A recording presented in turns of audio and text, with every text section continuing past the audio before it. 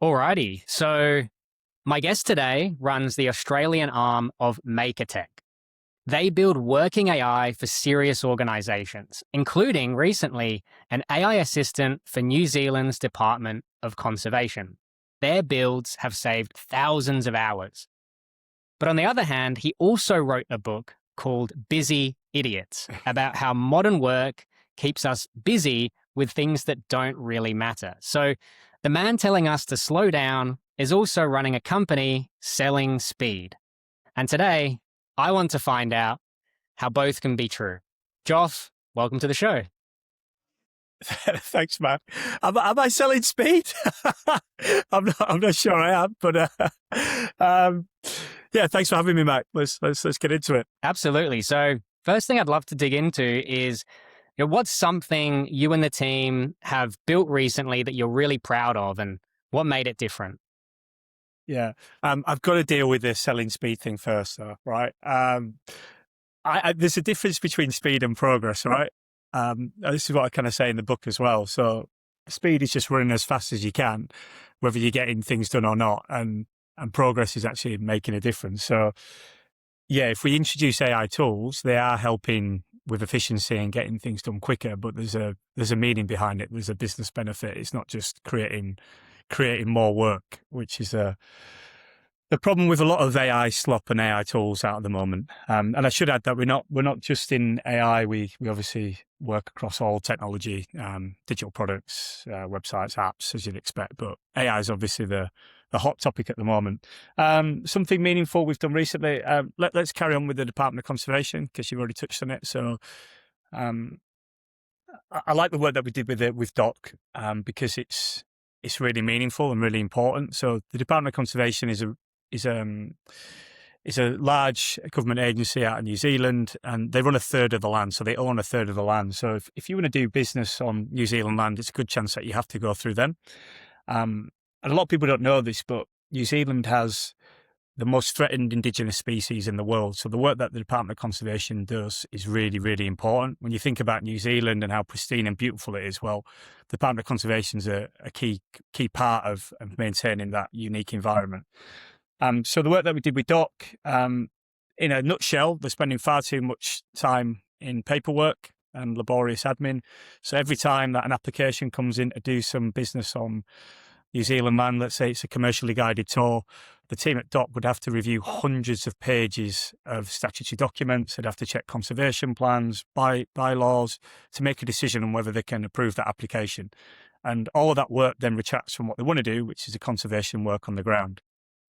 So we built an AI tool to help them with that, a custom AI tool, because the tools that came out of the box, Copilot, etc., they just got lost in the complexity of Doc. They couldn't provide an accurate answer and a good judgment. So something that took thousands of hours, laborious data mining, trying to approve applications, we got that down to hours, minutes, which gives them more time to do what they really want to do. How did the team at the department react when you first implemented this for them? That's a good question. So I think they had an expectation that we'd be able to do what we did, to be honest. So sometimes clients come to us and they're not really sure the role that AI can play, or they've got kind of another aspect, which is like AI is going to just be a silver bullet and it's going to solve all of our problems, but they haven't really thought about what is the problem with the process or the experience.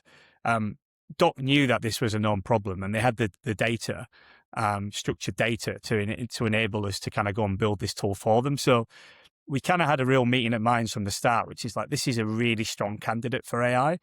We know that AI is going to be able, with the right rags put in place so that the tool understands Doc's context, is going to be able to review hundreds of pages of documents much quicker than a human can, and then provide a quick judgment on, can we approve this application or not? So, it was kind of like building a paralegal that has unlimited focus and unlimited energy. So it was a real clear use case. So I don't think it was a surprise when we built it in the way that we did and got the results that we did, because Doc and the CIO at Doc and the team at Doc really had a good understanding that this is a perfect candidate for AI. I'm curious, you've had an amazing career so far. You've worked with some of the the big boys, I guess you could say, Yeah. in in very senior positions. And then I noticed on your LinkedIn, you moved to MakerTech, and I believe, correct me if I'm wrong, you also released your book in the same Yeah. month, or roughly around the same time. Was that a coincidence? It really was. Yeah, it really was. It was a coincidence. So I kind of fell into corporate life a little bit. So when I was in London, I did about 10 years in London, and I always worked for smaller, when I say small, 30, 40, 20 to 40 kind of size digital agencies. And I felt like in London, they were the best places to work because you got to do the really innovative stuff. Like, for example, in the last agency I worked for, we were helping redesign the whole of I was going to say Transport for New South Wales, Transport for London, TfL's whole design ecosystem. And our brief was, how do you get people off the tube? Because the tubes are full. So how do you design digital signage, websites, apps to try and move people in a better way? So we got amazing briefs like that as small agencies. And then, I kind of got approached by PwC and found my way over here. And I found Australia was a bit strange because it's like the big boys got all the best opportunities. Like, in the smaller agencies were kind of not really in with government, not being given the opportunities to kind of do that really meaningful work, and kind of a little bit outside of the tent. So then I kind of found myself for 10 years in corporate life, really, but always maybe deep in my soul frustrated that I couldn't do things a bit quicker and a bit more innovatively. So the MakerTech opportunity came along. I was working with my business partner, the founder of MakerTech, a guy called Hemant. He's an incredibly smart guy, and he managed to persuade me that, to come to the side and try and do things from a smaller shop. And we've been really successful so far. It's been going really well. And the book just happened as a coincidence around the same time.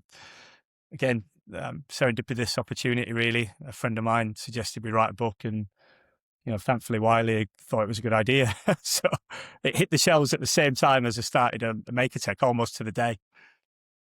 I'll dig into MakerTech a bit more. So Yeah.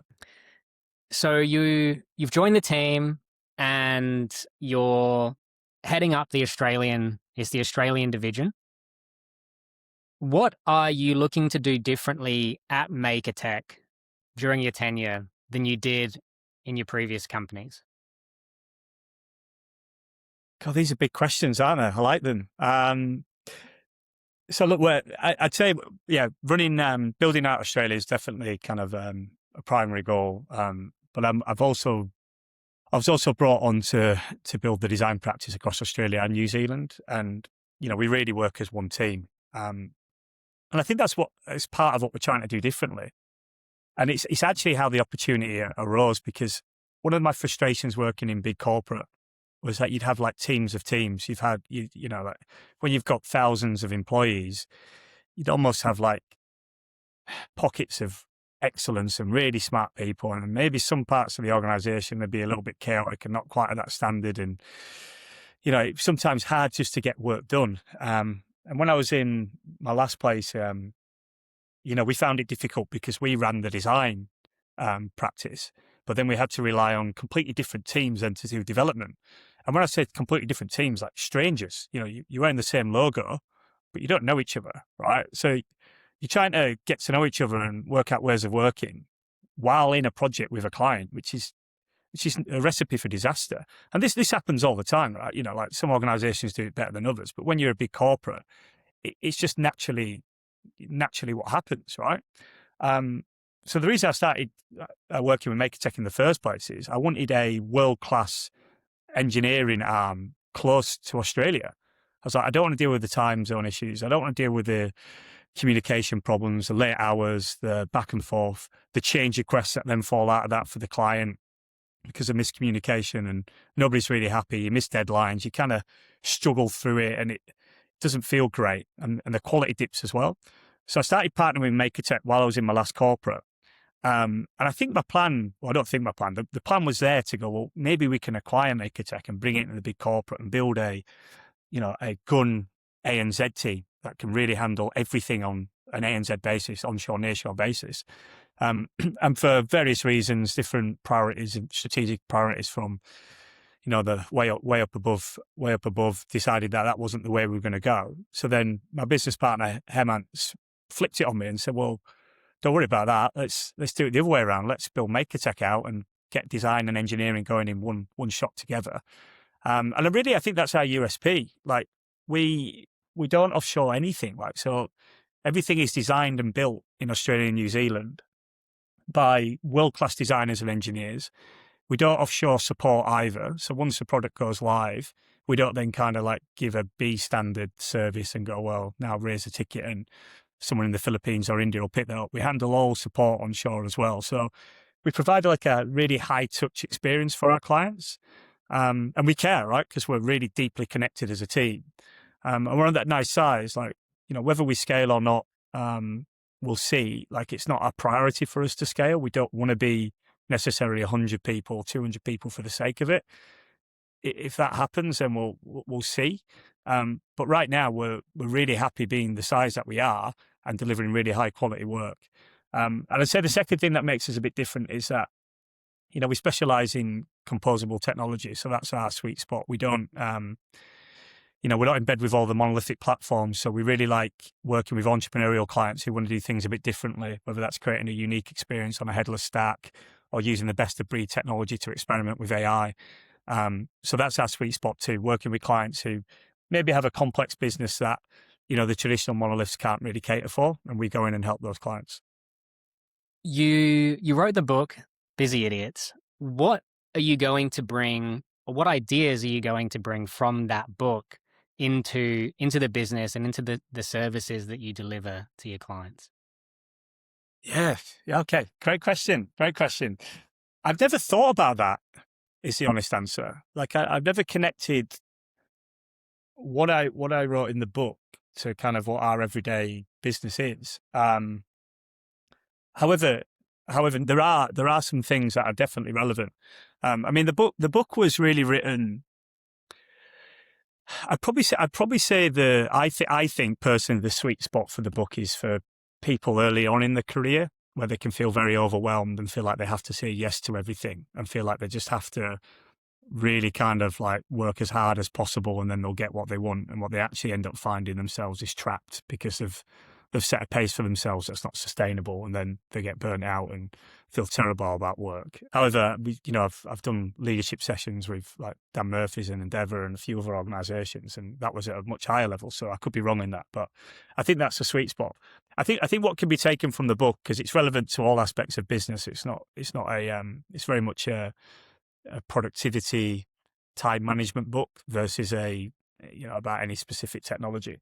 But given everything's about AI these days, and it's obviously the hot topic, I think what we spoke about at the start about speed versus progress is really important. And in the book, we talk about being really deliberate about how you plan your day, how you plan your work, what you want to achieve.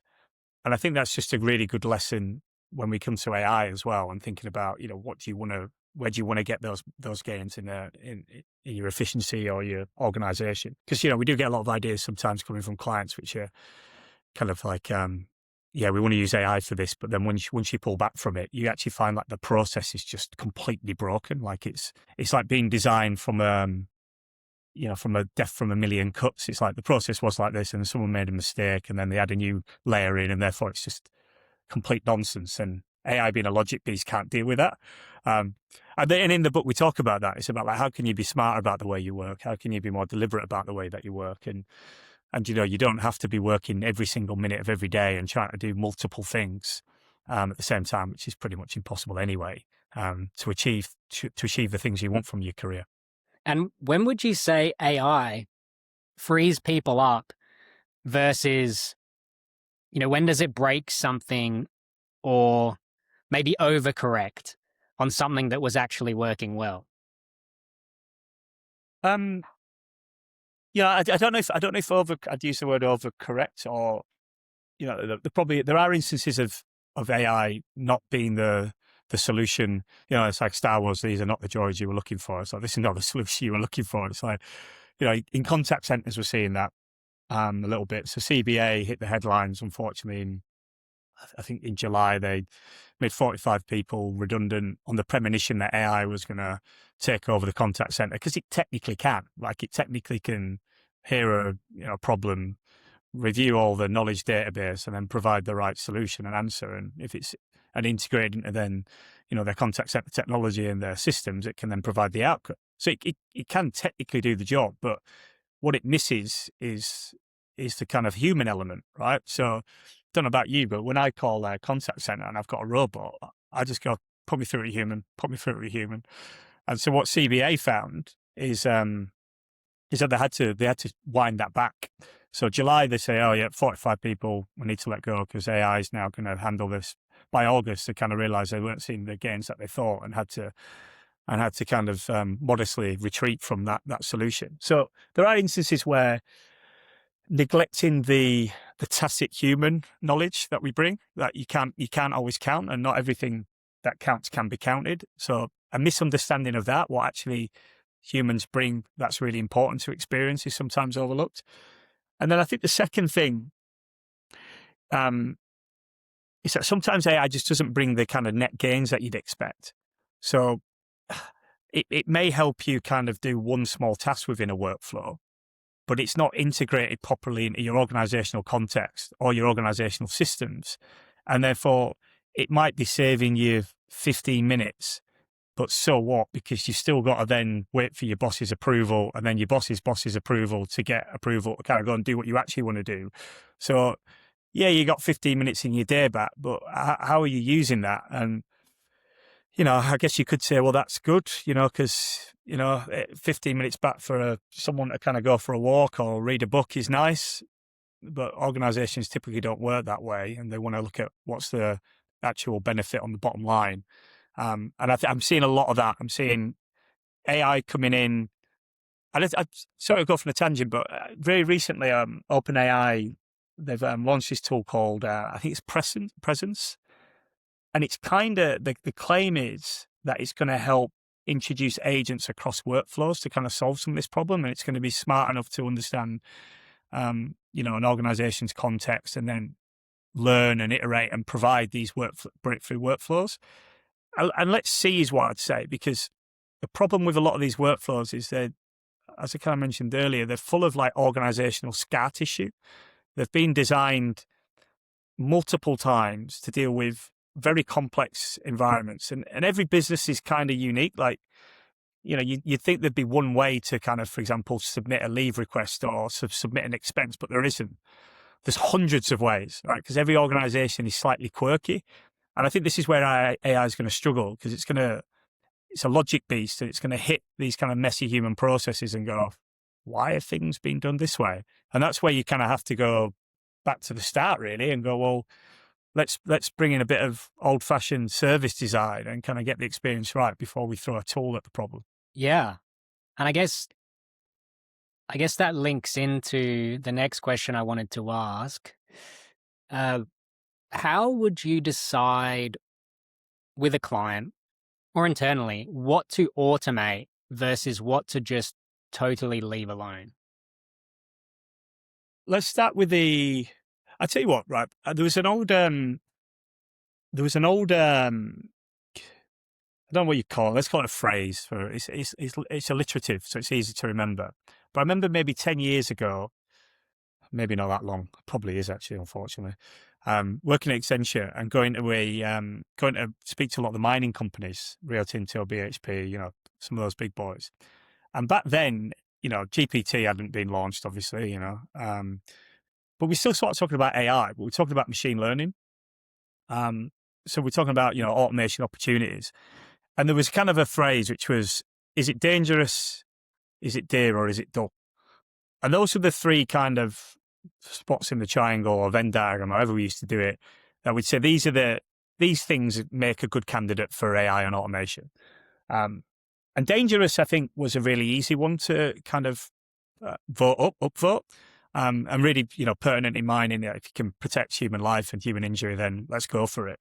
So where things are dangerous, where AI can play a role, is, I think, really important.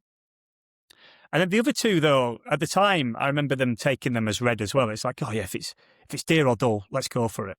But as I thought about it more, and as we're seeing now, like they're a little bit more subjective and a little bit more complex, because what's dull to me might not be dull to you. So I find driving really dull. I find it a chore. Some people love driving.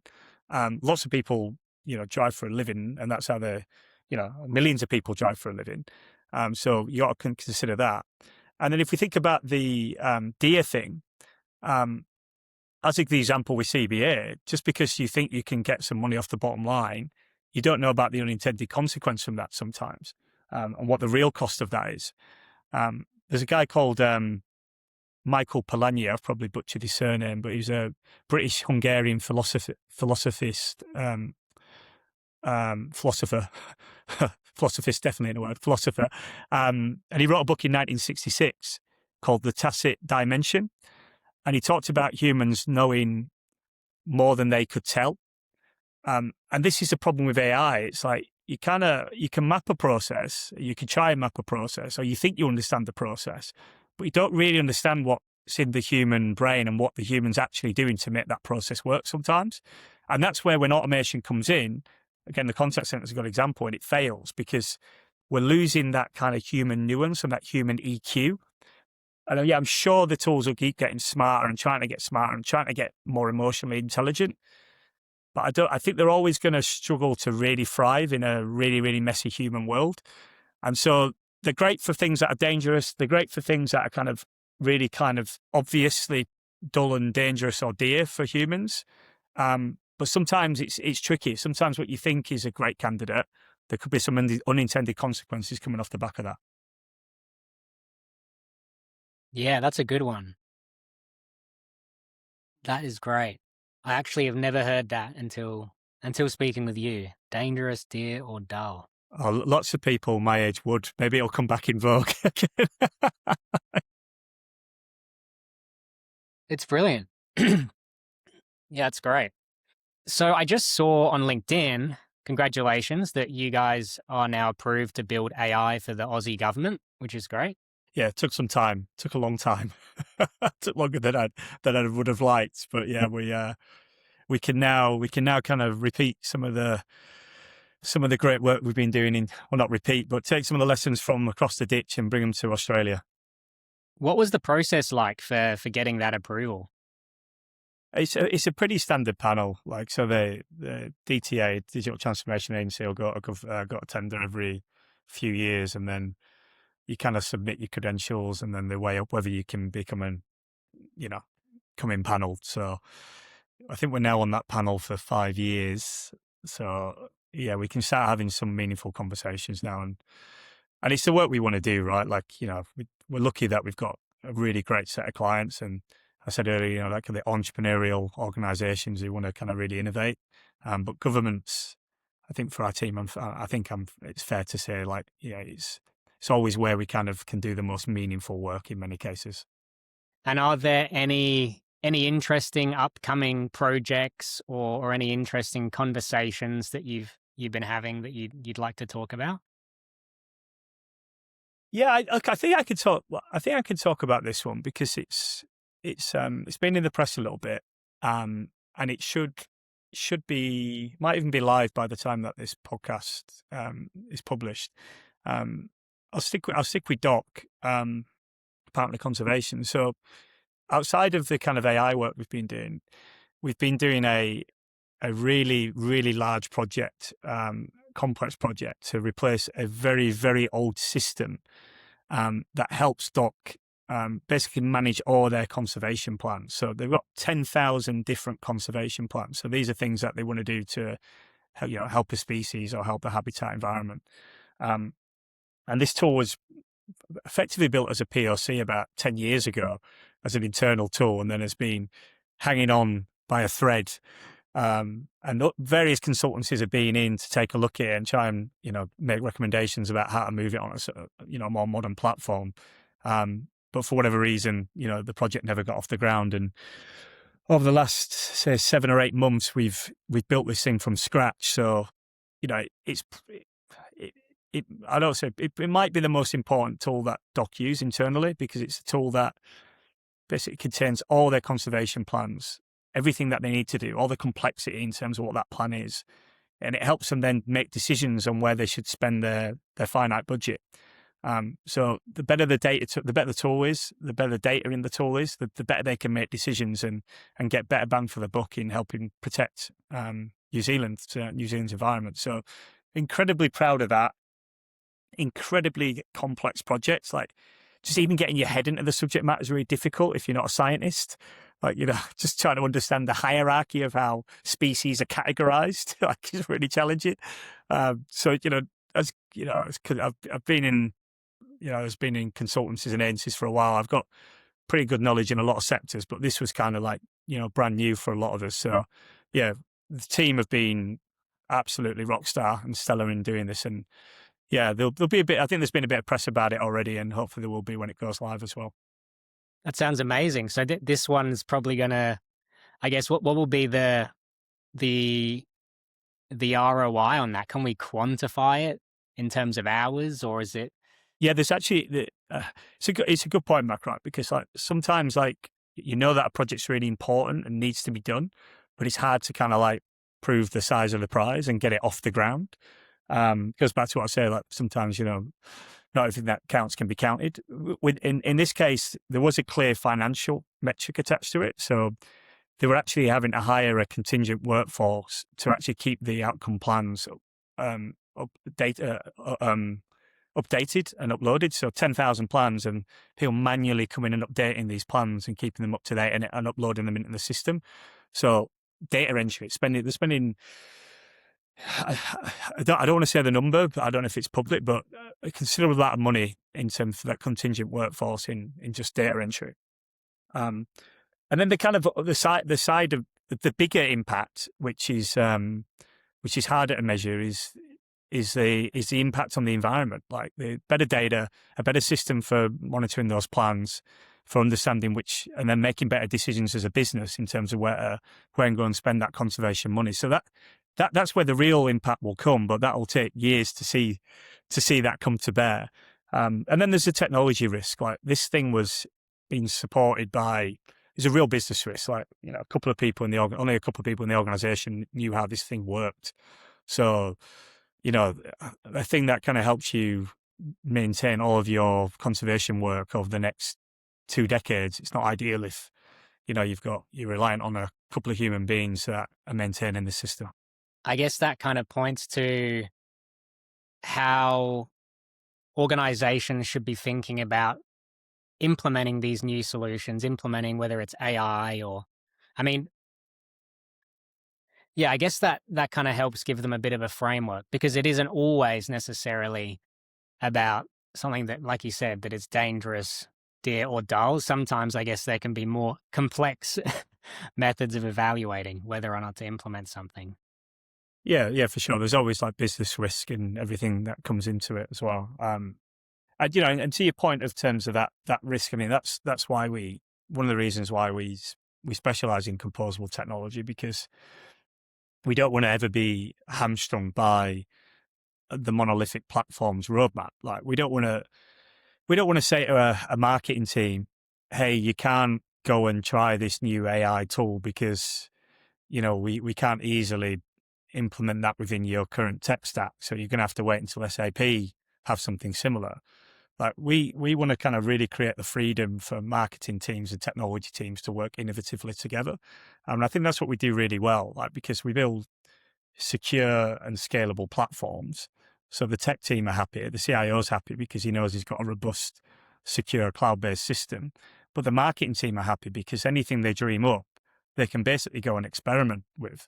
Whereas, in other organizations, like it doesn't work like that. You stick the ideas on the roadmap, and then you kind of either have to custom build something which can, add complexity and tech debt, or you have to wait for your monolithic platform to kind of, put that into its roadmap. So, we like working in this way because it means we can really push the boundaries of what, a cutting edge digital experience can be. Yeah, it's brilliant.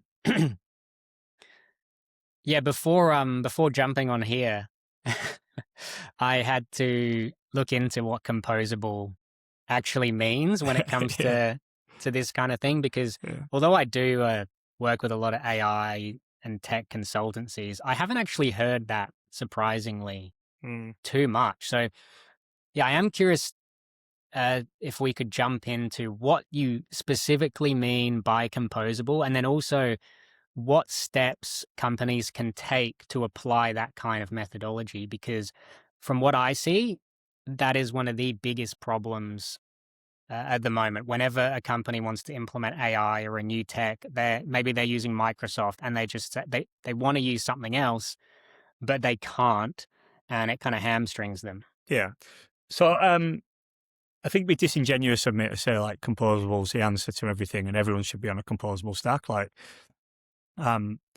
any technology, it's you've got to understand the problem and then apply the right solution. So we specialize in that area. That's our niche. That and custom build products and AI.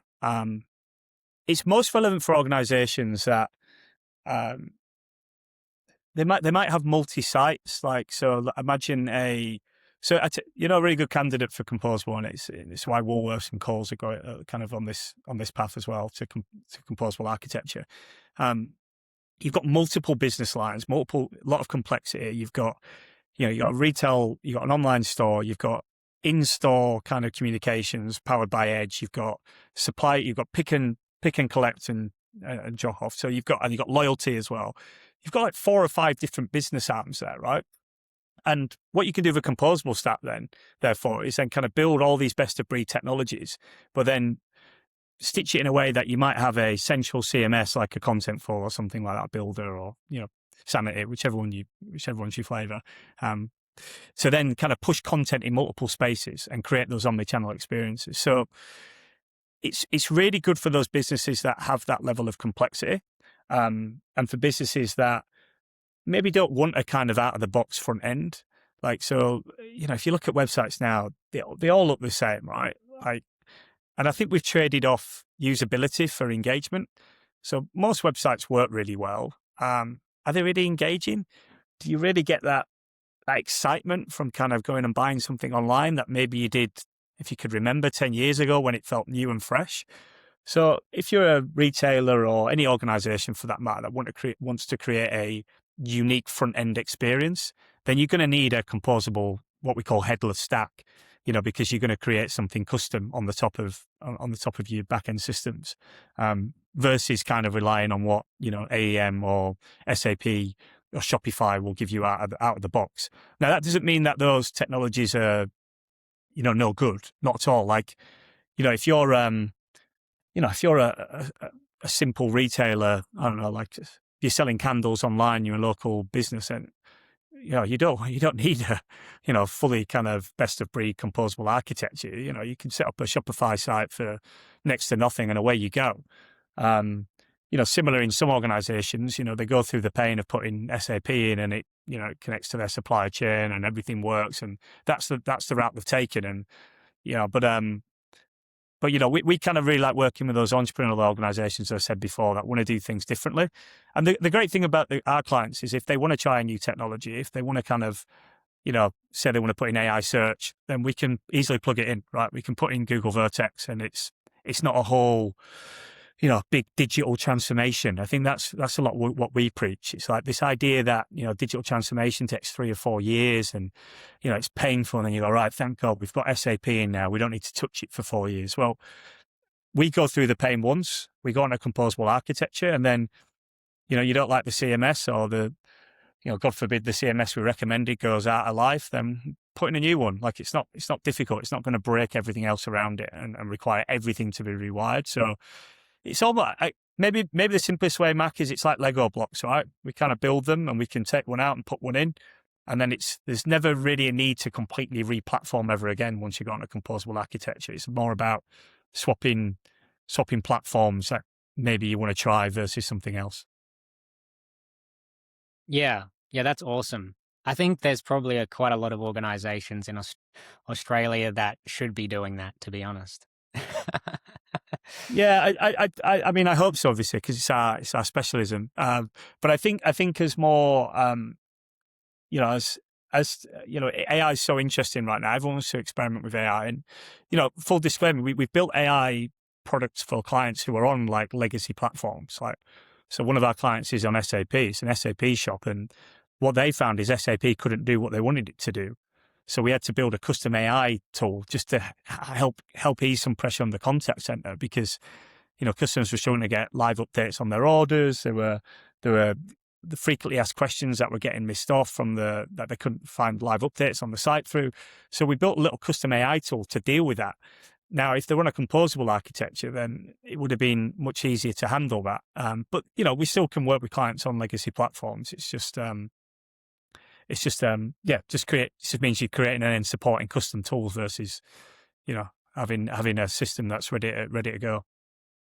What is the most valuable lesson that you've learned over your vast and expansive career so far? Act in haste, repent at leisure. Yeah. So was it in the 7 Habits of was it in that book, 7 Habits of Highly Successful, or I forgot the name of the book now.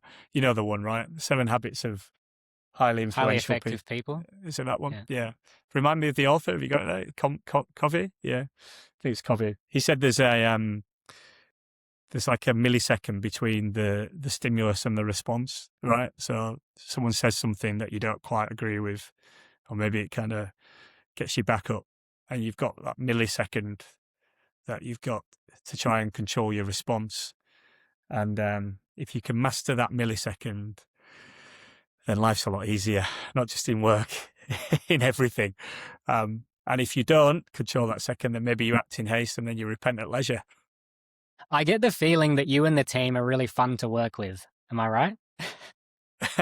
Yeah, we are this is credit to my this is credit definitely to my business partner and the founder, Heman, because he set a few principles out, and look, it's easier being a small-ish team. We're just under 30 people, so we can kind of keep like our rituals going. Everyone knows everyone, and we can kind of create that culture that we want and be hands-on with it. Whereas, when Accenture's 500,000 people, right? So when you kind of get to that size, it's kind of slightly harder to do. But yeah, he has a few principles which I agree with, and it's made it really easy for me, being almost a couple of years into the business. But, we believe, transparency is kindness. So we're very clear and honest with feedback. It's always about the issue. It's never about the person, obviously.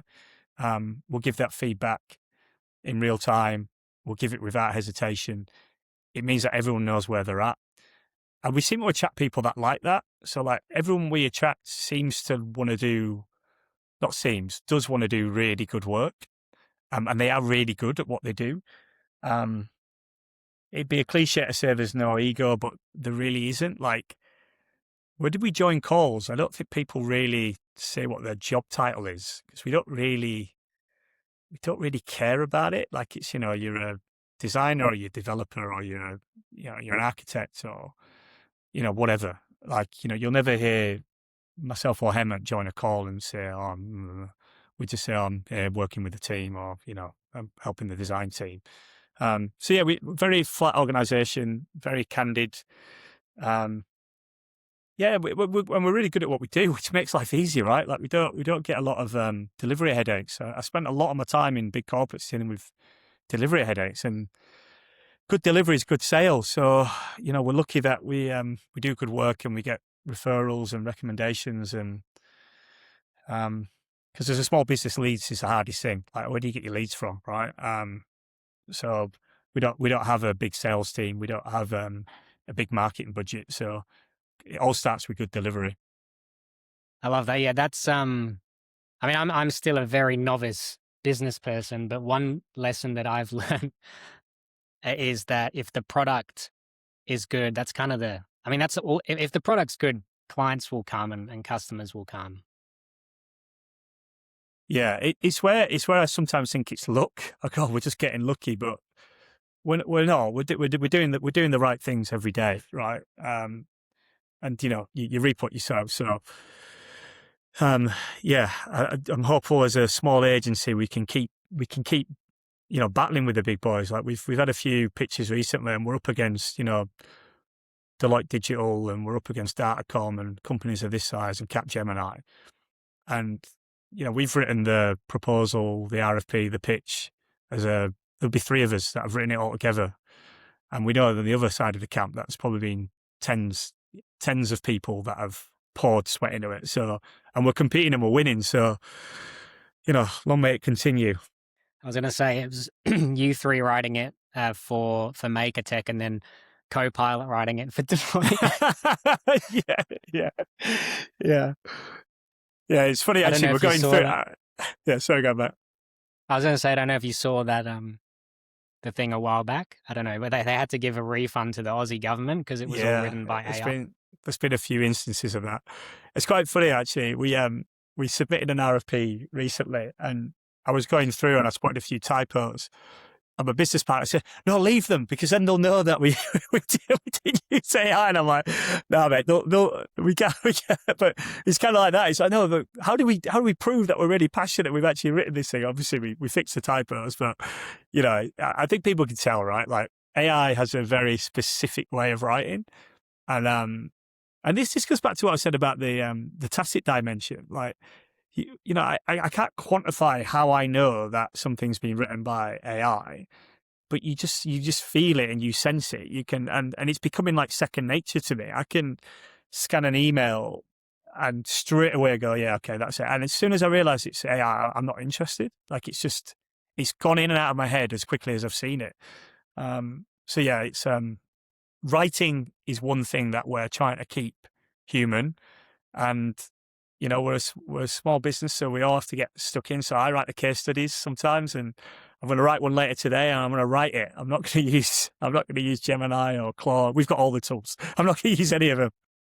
Is there anyone in Australia or New Zealand who you think's doing really good work when it comes to AI and tech that not enough people are talking about? Yeah, let's go New Zealand. So obviously agriculture's a really big industry. I think it's the biggest export. One of the team in Auckland will correct me if I'm wrong on that. I think it is. A company called Halter. They've been getting a little bit of press recently because Peter Thiel, the ex-PayPal guy, just invested in them. So they're now at a $2 billion valuation. But he, this really smart guy, I'll have to look up his name. I think he's only 30. So incredible guy. He's developed an AI powered collar, AI solar powered collar for cattle.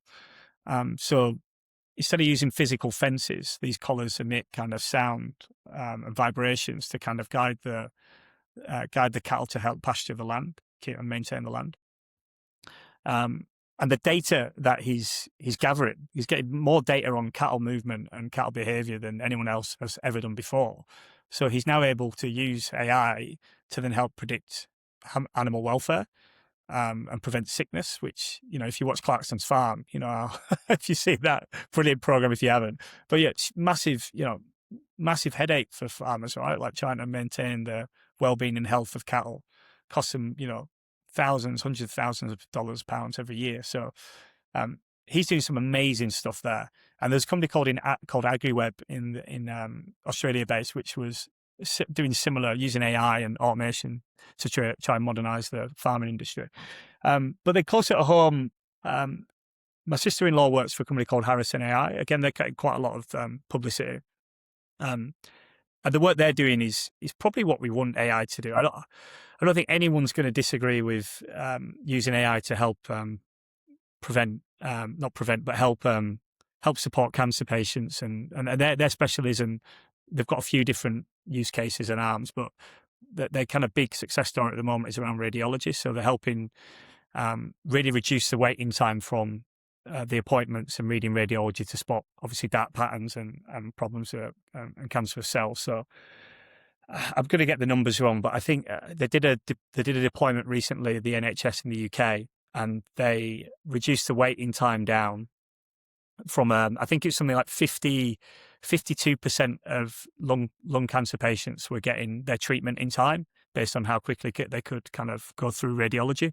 And they got it from 52% to 100% of patients were getting the treatment within the window. I think the window is something like 60 odd days or something that you have to get the treatment to get the best chance of success, and best chance of obviously survival. And they've kind of doubled, like the NHS target. So going from like only half of patients getting treatment in time to now 100%, which is incredible, right? So watch this space on Harrison. They're obviously doing, could be a real Australian success story because they're going global now with some of the things that they're doing. I know they play in the fertility space as well, but I think what they're doing in radiology is really important.